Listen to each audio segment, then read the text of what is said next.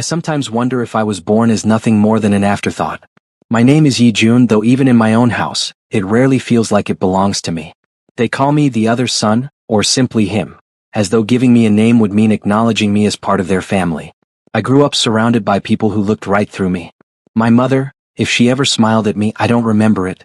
My father never spared me more than a cold glance, as though my very existence embarrassed him. And my younger brother, Yu Jun, the jewel of their eyes, was everything I was not. An alpha child. The pride of our lineage. I was just the omega. From as early as I can remember, I learned to take up as little space as possible. To walk quietly through the halls, to not raise my voice, to never expect warmth from the people whose approval I craved. The only thing I had was silence and the ache of being unwanted. But in that silence, I once thought I found something bright. His name was Lim Yu. He wasn't flashy or particularly handsome, at least not in the conventional sense, but when he smiled at me, I felt like the sun itself had bent down to kiss the earth. He was a beta, gentle, soft-spoken, attentive in ways that I had never known from my family. For once I thought, maybe the universe hadn't cursed me completely. We dated in secret. He held my hand when no one was looking, pressed shy kisses to my lips under the shadow of street lights, whispered promises that melted the frost in my chest. "I'll never leave you, June," he used to say, and I believed him. Foolishly. Desperately. But all truths claw their way to the surface eventually. It happened 2 weeks ago.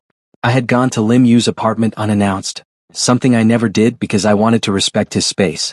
But that day, I missed him too much and I thought maybe surprising him with his favorite steamed buns would make him smile. I remember unlocking his door with the spare key he had given me. I remember stepping into the living room and hearing laughter. Not his laughter alone, but mixed with another voice. A voice achingly familiar. My brother's. I can still see it when I close my eyes. Yu Jun sprawled across the couch, his shirt half open, lips swollen from kisses I had never given him.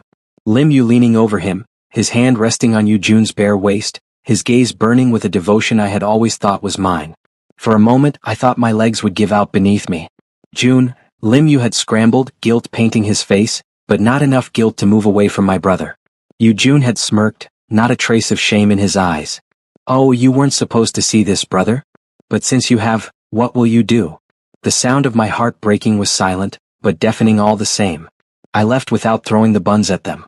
I left without screaming. I left because if I had stayed a second longer, the world would have seen me crumble into dust right there on the floor.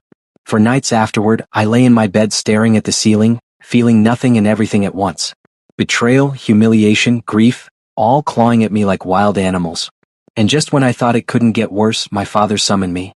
He never called for me, not unless it was to remind me of how useless I was. When I entered his study, the air smelled of cigar smoke and leather, his presence suffocating as always. He didn't look at me when he spoke, just signed papers with the precision of a man who never allowed his hand to tremble. "Yi Jun, you will marry Duck Hwan." I blinked, certain I had misheard. "Marry?" "Yes. The contract is finalized. Your union with him will secure important ties." His voice was cold, detached. "Do not disappoint me. Duck Hwan."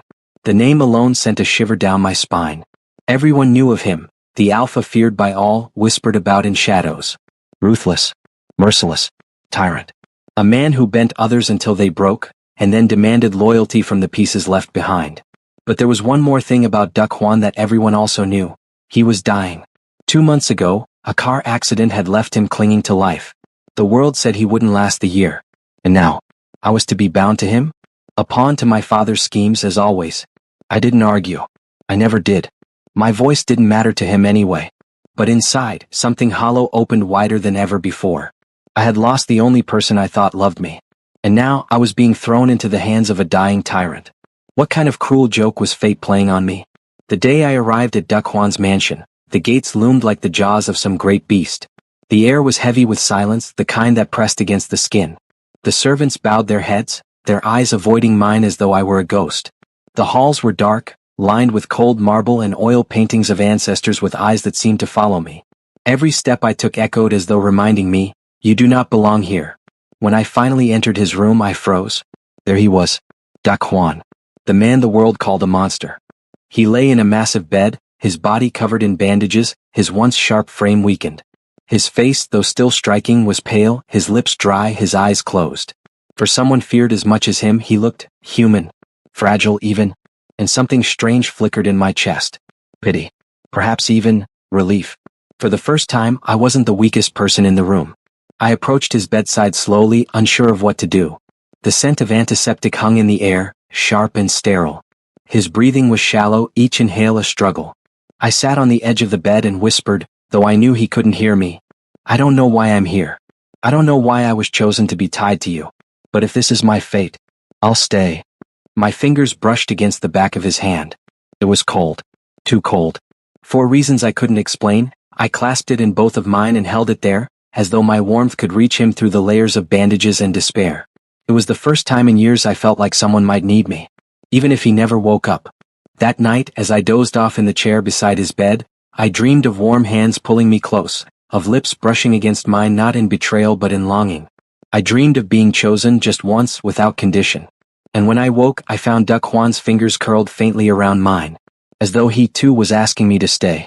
I had never been good at silence. Not the kind that creeps in when people stop speaking, but the kind that has always surrounded me, thick, endless like water pressing against glass. Duck Juan's mansion was full of that silence. It trailed me as I walked the endless corridors, as though the walls themselves had been trained to keep their secrets. Even the servants moved like shadows, speaking only when necessary, their voices hushed as though afraid of waking something that slumbered in the halls. Perhaps they were afraid of him. And I, an Omega with no place of his own, was now the wife of the most feared Alpha in the country. I didn't know if it was cruel irony or some twisted mercy, that Duck Juan could not rise from his bed to snarl at me, to remind me what kind of man he was. Instead, he lay still, his body weak, his once terrifying presence muted into frailty. But frail or not, he was still mine to care for. The first few days blurred together. I woke at dawn, washed my face, and went directly to his room.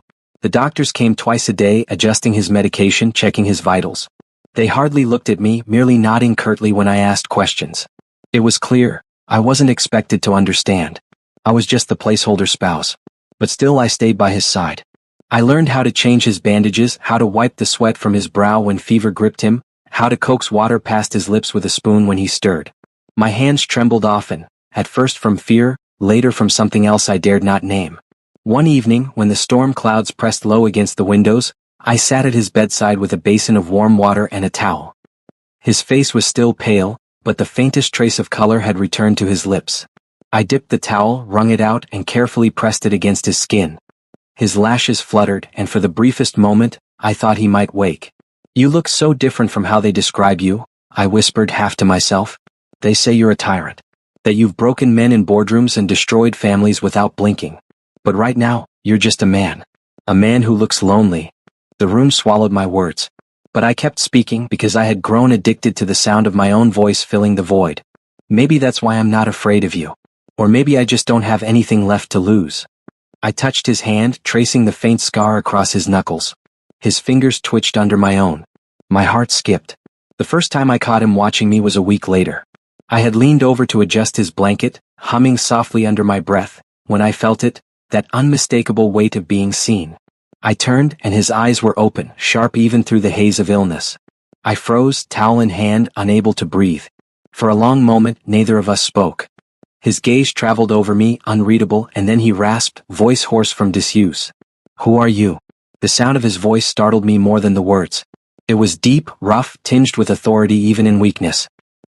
I'm Yi Jun," I said, stumbling over my own name. Your spouse." His brow furrowed. "Spouse?" "Yes." My throat tightened. "Our families, they arranged it." He stared at me as though I were an intruder who had just confessed to theft. Then, slowly, he closed his eyes again, dismissing me without a word. But not before I caught the flicker of something in his expression. Confusion? Disgust? Or perhaps just exhaustion. That night, I lay awake in my room, staring at the ceiling, replaying the sound of his voice in my head. It should have scared me. It should have reminded me of who he was. A man people whispered about in fear, a man who had crushed rivals without hesitation. But instead, all I could think about was the vulnerability in that single question. "Who are you?" As though no one had ever truly stayed long enough to matter. The following days he watched me more often. He didn't speak, not much, just the occasional grunt or sigh, as though words were too heavy to lift. But when I changed his bandages, I felt his gaze on my face. When I held his hand to help him drink, his fingers lingered against mine a fraction longer than necessary. I told myself I was imagining it, that I was projecting my loneliness onto him. But then came the night when I could no longer deny it. The mansion was quiet. Too quiet. I sat beside him, reading from a book to fill the silence. My voice was low, steady, though I stumbled over words when I felt his eyes on me. Halfway through a chapter, I paused to turn the page. That was when his voice broke through, softer than before but deliberate. "Why do you stay?" I looked at him, startled. His eyes, dark and sharp even in his weakened state, were fixed on me. I don't know," I admitted honestly. "Maybe because I don't have anywhere else to go. Or maybe because you need me." His lips curved faintly, almost too faint to see. Not a smile, more like disbelief. "No one needs anyone," he muttered. But his hand shifted on the sheets, inching closer to mine. Without thinking, I let my fingers brush against his. A spark shot up my arm, startling in its intensity. My chest tightened, but I didn't pull away. Neither did he. We stayed like that for what felt like forever, our hands touching lightly in the dim glow of the bedside lamp. It wasn't a kiss. It wasn't even a confession. But in that moment, it felt like the beginning of something I hadn't dared to hope for. Something fragile. Something dangerous. Something that might save me, or ruin me completely. And when I left his room that night, my lips still tingled with the ghost of a kiss that hadn't yet happened. But one I was starting to crave. When I was a boy, I used to imagine what it would feel like to be chosen. Not in the way my brother Eugene was chosen, paraded as the family's pride, bathed in affection and praise, but quietly, gently. I imagined a hand reaching for me and me alone. I imagined eyes softening, lips curving, someone saying, "I see you."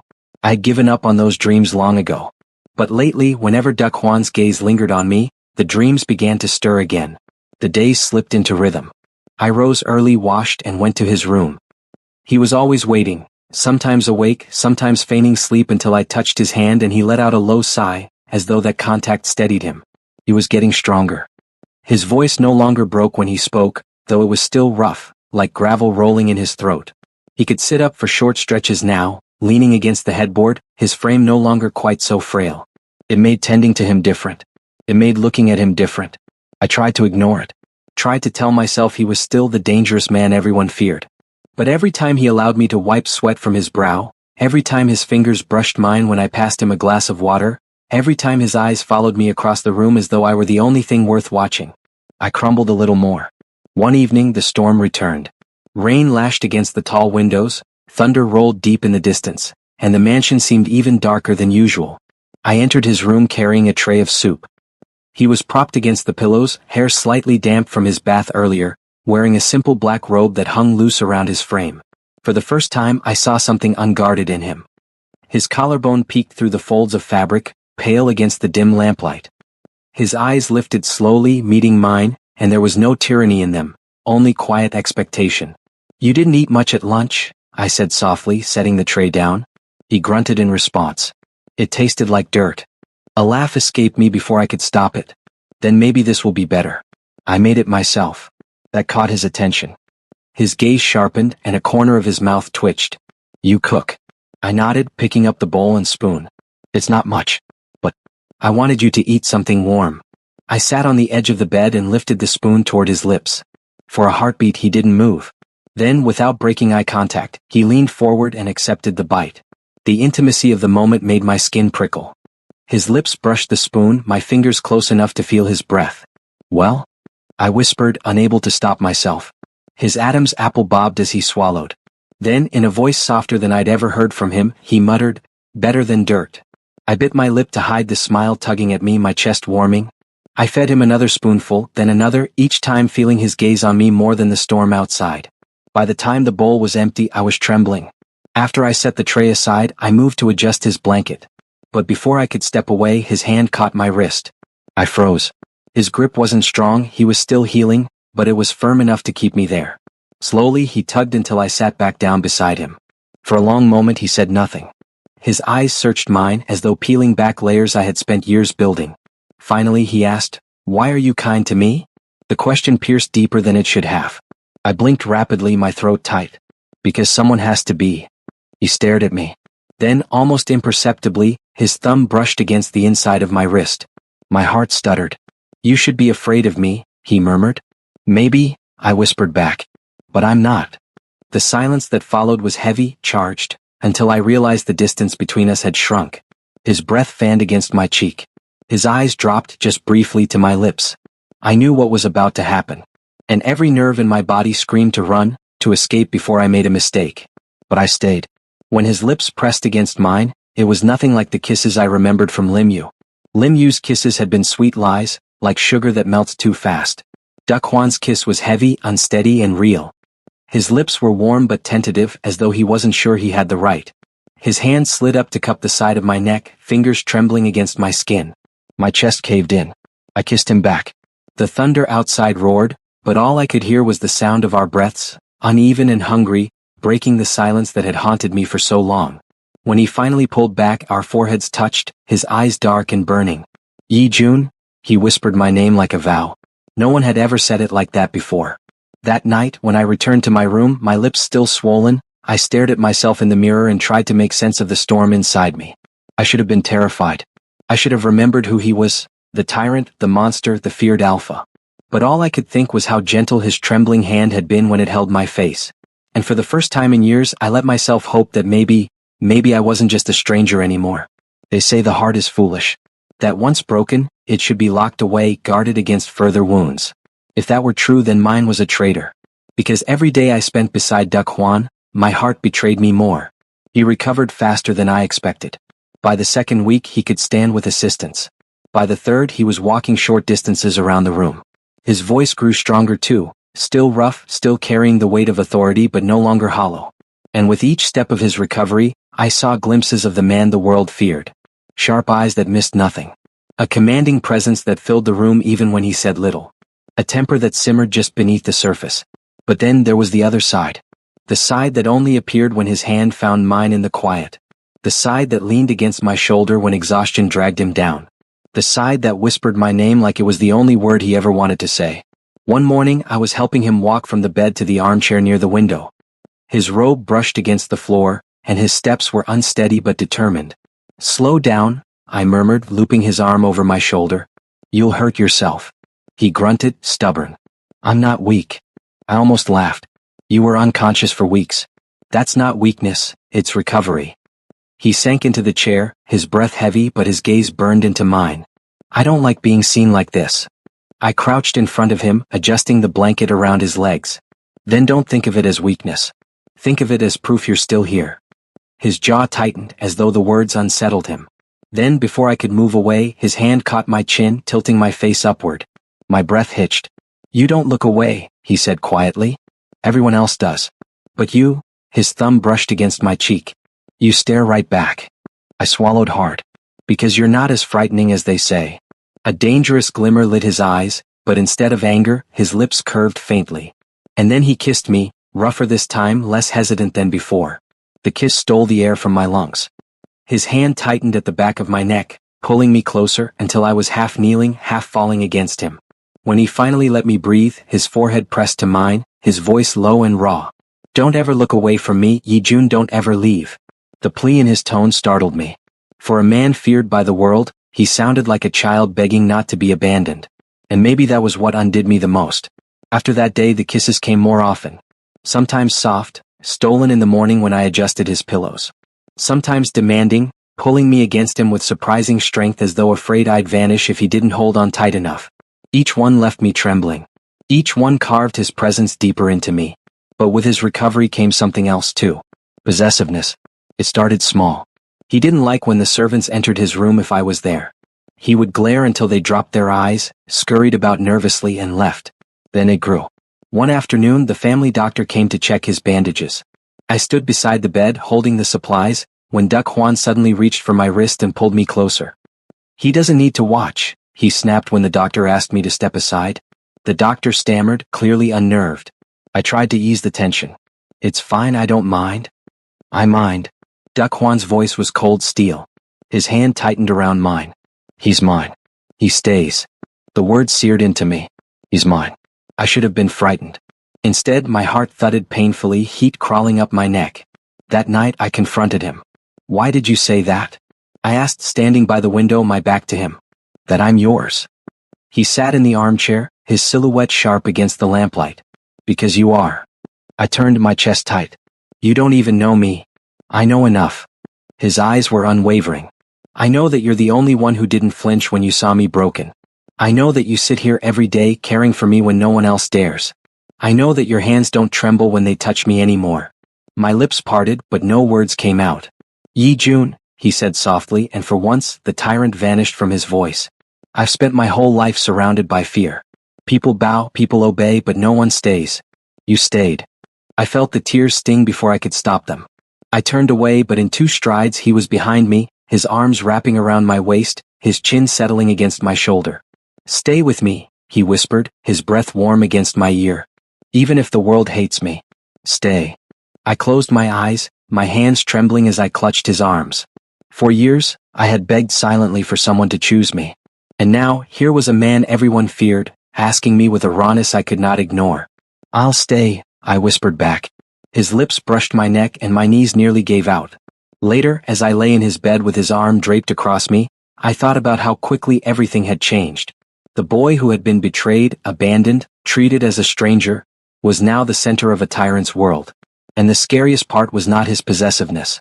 The scariest part was that I wanted it. By the time the leaves began to change, Duck Huan was walking the halls again.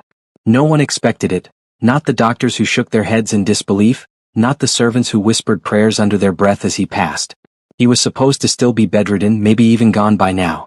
Instead, he was alive, standing tall again, his sharp presence returning like a storm that had merely been resting. And with his recovery came the reminder of who he was. The tyrant. I saw it the first time he summoned his board members to the mansion. I had been pouring tea in the next room, trying not to eavesdrop. But his voice carried, deep and unyielding, slicing through the air like a blade. You dare suggest cutting back my directives? Do you think my accident made me weak? There was silence, thick and suffocating, then the sound of someone stumbling over apologies.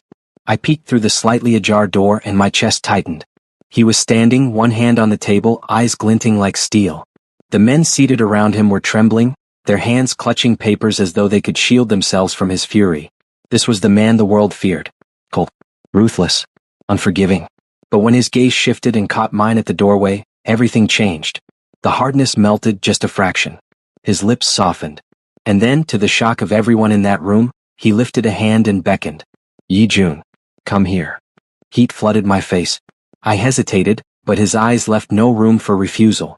Slowly I walked in, bowing politely to the others, and stood by his side. He placed a hand at the small of my back, possessive, almost casual, but I felt the shiver ripple through the men in the room. This meeting is over, he announced flatly. No one dared argue. As they scrambled out, one of them cast me a fleeting, bewildered glance. I lowered my eyes, but inside, something fragile bloomed.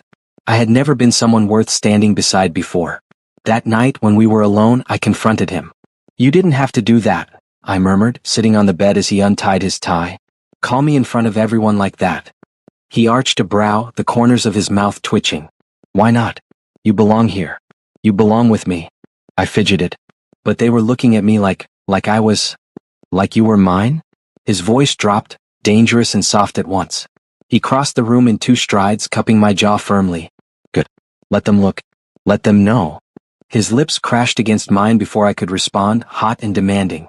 I gasped against his mouth, my fingers clutching his shirt as he deepened the kiss, his tongue sweeping past my lips until I was dizzy.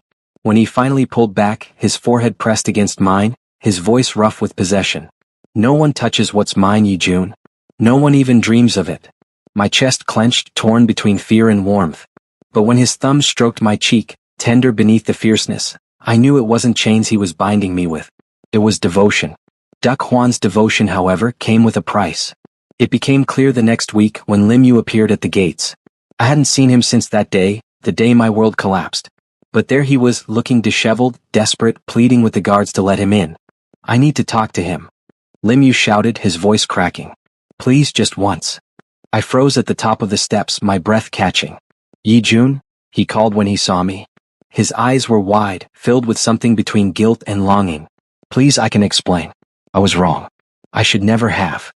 But before he could finish, Duck Huan stepped outside. The air shifted instantly, heavy and dangerous. Duck Huan's arm slid around my shoulders, pulling me close to his chest. His eyes, sharp as blades, locked on Lim Yu. Explain, he growled. To him? You don't deserve to speak his name, let alone his time. Lim Yu paled, his lips trembling. I just want to make it right. There is no right. Duck Juan cut him off, voice low and lethal. You discarded him. You made him bleed. And now you think you can crawl back.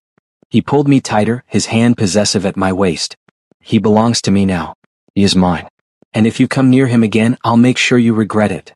The finality in his voice sent chills down my spine. Lim Yu's gaze darted between us, and for the first time I saw fear in his eyes. He backed away slowly, then turned and fled into the night. I stood frozen, my heart pounding. Duck Juan turned to me, his expression softening, the tyrant fading until only the man remained. He touched my cheek gently, searching my face. Are you all right? Tears welled in my eyes, unbidden. I nodded, though my voice shook. I didn't think anyone would ever defend me like that. His arms wrapped around me, pulling me against his chest. His scent, warm and grounding, surrounded me as he pressed a kiss to the top of my head. Then remember this, he whispered fiercely.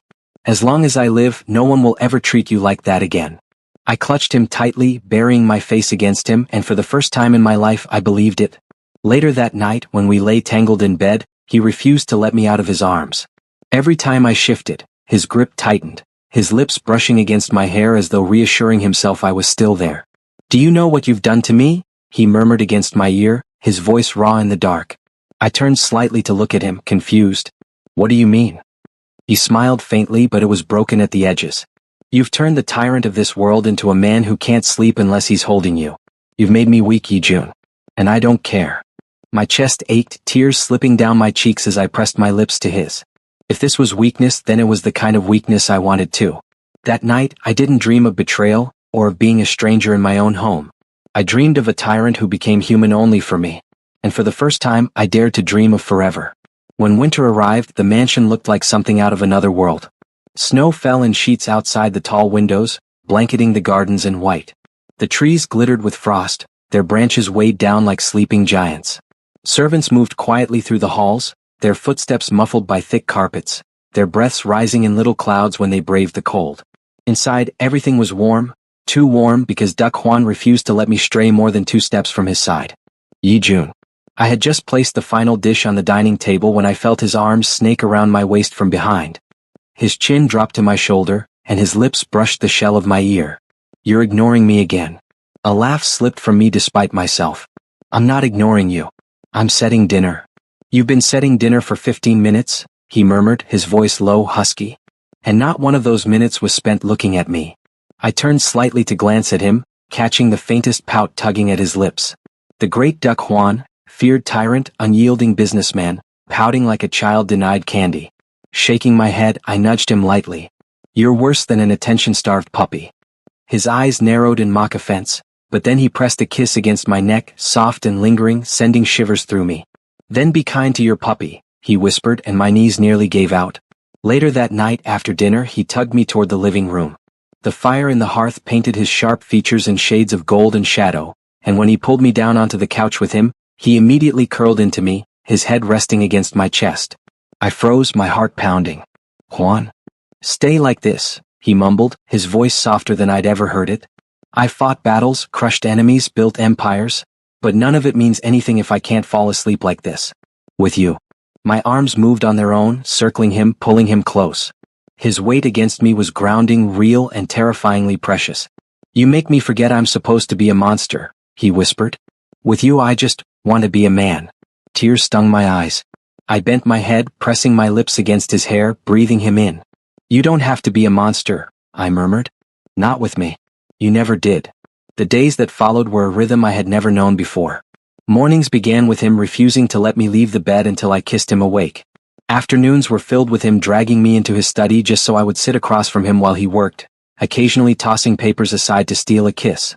Nights were his favorite, when he could cling to me without interruption, whispering things no one else would ever hear. I thought I would die, he admitted one evening, his hand tangled with mine beneath the blankets. His eyes searched mine, unguarded. The doctors told me I had months, maybe weeks. I was ready. I thought there was nothing left for me in this world. I squeezed his hand, my throat tight. And then you walked into my room. He smiled faintly, broken but whole all at once. And for the first time I wanted to live. I buried my face against his chest, unable to stop the sob that tore free.